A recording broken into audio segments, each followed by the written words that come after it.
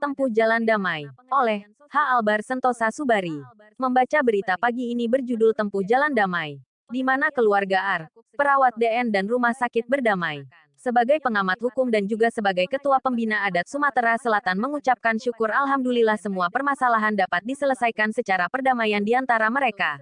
Ini merupakan fakta bahwa nilai-nilai budaya dan kemanusiaan tetap dijunjung tinggi di masyarakat kita dewasa ini.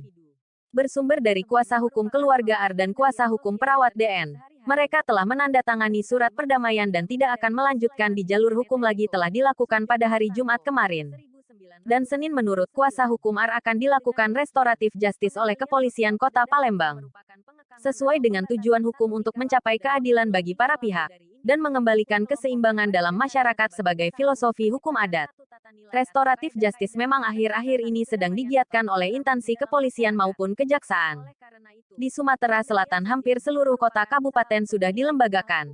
Restoratif justice dalam konsep hukum adat itu sudah lama menjadi tradisi nenek moyang kita dahulu.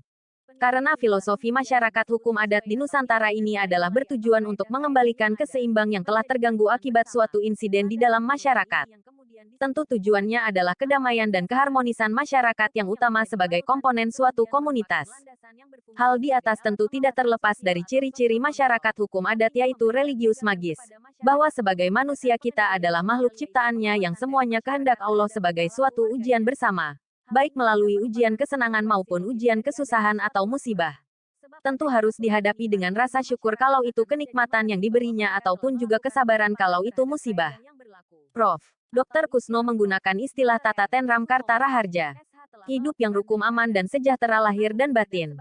Dengan demikian tidak terlepas dari habluminallah dan habluminanas. Nilai-nilai budaya yang hidup dalam masyarakat di dalam Kitab Undang-Undang Hukum Pidana Nasional diakui adanya. Yang dalam bahasa Prof. Dr. Muladi, SH bahwa telah terjadi pergeseran makna asas legalitas dalam pasal 1 KUHP dari legalitas tertutup menjadi legalitas terbuka.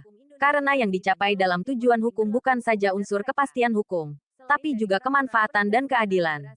Dalam bahasa lain tertuang dalam pembukaan UUD dengan istilah Rex Idi Cita Hukum, yaitu antara lain mewujudkan masyarakat yang adil dan makmur. Disinilah letak fungsi dari tokoh-tokoh adat untuk aktif melestarikan nilai-nilai budaya yang relevan dapat diangkat menjadi hukum positif tertulis. Karena hukum adat juga adalah hukum positif yang tidak tertulis. Sehingga kalau ada pendapat yang mengatakan bahwa hukum adat bukan hukum positif dan ini memang masih banyak berkembang di masyarakat umumnya dan di perguruan tinggi khususnya. Secara jelas keberadaan hukum adat diakui secara konstitusional pasal 18B ayat 2. Negara mengakui kesatuan-kesatuan masyarakat hukum adat tentu maknanya termasuk lembaga perdamaian adat yang sekarang populer dengan istilah restoratif justice. Selain ciri religius magis, juga hukum adat bersifat konkret. Artinya suatu peristiwa harus dimusyawarahkan dengan pimpinan adat dalam hal ini pihak yang terlibat adalah kepolisian yang akan melanjutkan dalam tindakan restoratif justice serta dilakukan secara nyata yaitu bahasa sekarang adalah adanya kesepakatan yang tertulis yaitu akta perdamaian yang merupakan suatu unsur yang harus dipenuhi dalam rangka restoratif justice tadi. Penulis adalah pengamat hukum di Sumatera Selatan. Undang-undang ini adalah hukum adat.